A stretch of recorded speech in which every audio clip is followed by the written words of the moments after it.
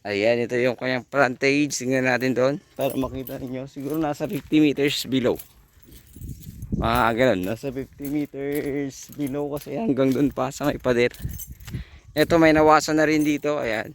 Ito yung kanyang boundary. Ayan, mayroon pa siyang siniguelas dito. Mayroon pa siyang siniguelas doon sa isa. So ito yung boundary. Ayan. So may bakod na.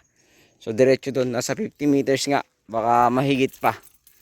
Mahigit pang 50 metro. Oh, 50. Nasa 50 pre. Lumampas pa ng konti na.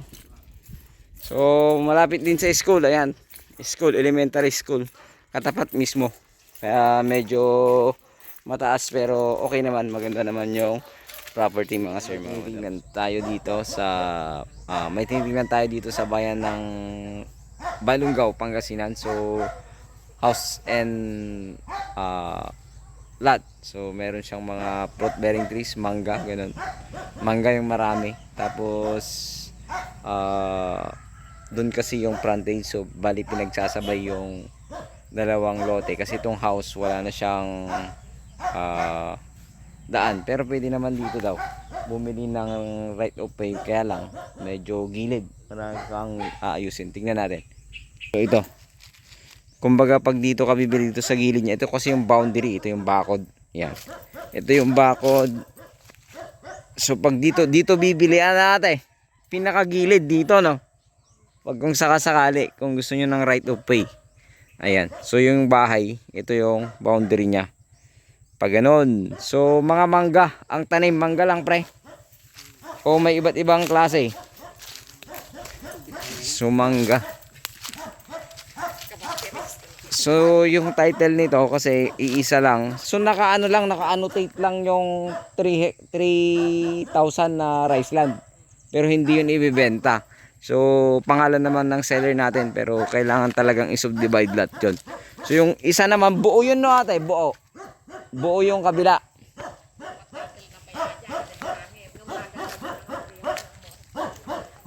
Okay. So itong bahay dalawa ang room. So hindi pa tapos. Ayan. So ayan mga tanim niya, mangga, may mga buli. So check natin. So ayan. So dalawang room. Mother title pala to, kala ko single title.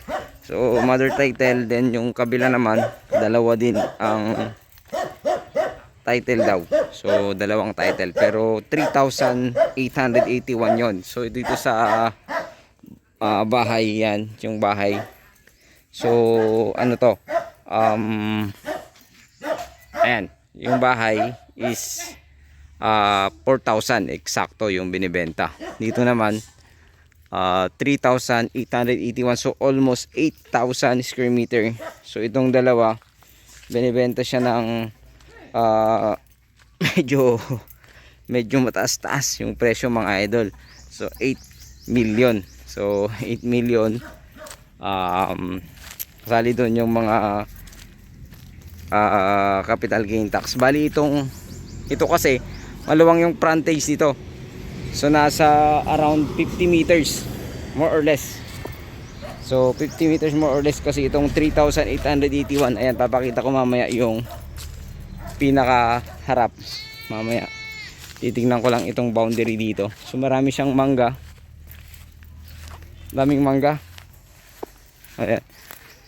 Ayan yung boundary oh. Makita nyo yan yung boundary. Mga kabahayan na rin yan. So maganda rin dito. Ayan. So mga mangga, kawayan, yung mga tanim dito sa part na ito.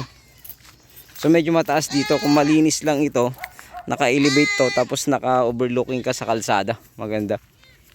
Yun, wala yung drone ko. So balikan na lang natin pag merong nagkagusto. Medyo mataas kasi pero nandito na ako, sayang lang din po. Tingnan lang natin. Kasi yan yung manggahan sa kabila, yung may bahay. Ito naman dito yung mangga. Marami ding mangga itong part ng 3,881. Ayan. So pababa siya hanggang dun sa baba. So mataas dito. Naka-overlooking ka dito pag nalinis mo yan. So yun na yung daan So naka-overlooking ka pala dito nyo pre. Pag nalinis pala to maganda rito no. Pag malinis kaya pala medyo mataas din yung presyo niya no. So ito yung katabi naman. Ito na pre. Ito yung katabi. So mas maraming mangga nitong katabi no. Mas marami itong mangga nung katabi. So nasa ano to?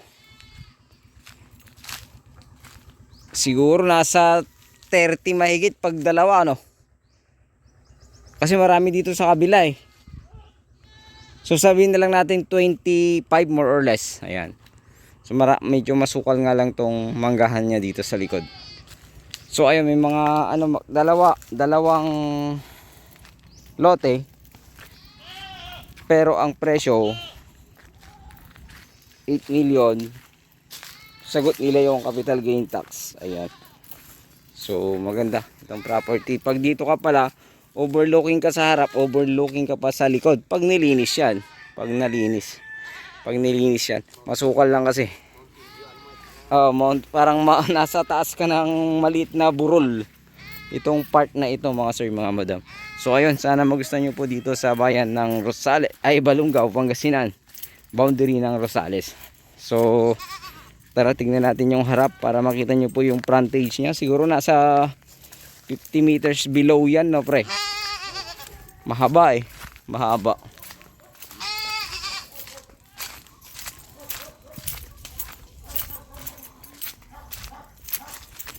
Mahaba ito. So ayan yung kwan. May mangga din dito sa harap. Ito kasi yan mataas pala yung part na dyan. Yan mataas dyan. Pwede kang maglagay ng bahay dyan. Pag nalinis mo maganda. So ito anuhan lang ng dayami ano. Lagayan ng dayami ng pagkain ng mga kalabaw, ganun, baka. So ito yung frontage. Hanggang doon. Ayan, ito yung kanyang frontage. Tingnan natin doon para makita niyo. Siguro nasa 50 meters below. Ganun, nasa 50 meters below kasi hanggang doon pa sa may pader. Ito may nawasan na rin dito. Ayan. Ito yung kanyang boundary. Ayan, mayroon pa siyang siniguelas dito. Mayroon pa siyang siniguelas dun sa isa. So ito yung boundary. Ayan. So may bakod na. So diretso dun. Nasa 50 meters nga. Baka mahigit pa. Mahigit pang 50 metro. Oh, 50. Nasa 50 pre. Lumampas pa ng konti na. So malapit din sa school. Ayan. School, elementary school. Katapat mismo. Kaya medyo mataas pero okay naman, maganda naman yung property mga sir, mga madam. So ayun, sana magustuhan nyo po. So ulitin ko, para siyang almost 8,000. So 7,881 sa dalawang property. Kasi hindi pwedeng hindi isa ba yun. Pwede namang minsanan lang daw yun, kaso 3.5 yun. So ito naman medyo mas mataas ng konti itong property na ito. So nasa 4.5 kasi maganda yung lokasyon niya eh. Tsaka nakadikit siya sa kalsada, 50 meters frontage itong isa. So meron ng Nawasa internet, malapit sa school, ayan nasa tapat lang. Then malapit sa Tiplex, syempre nasa 10 minutes below.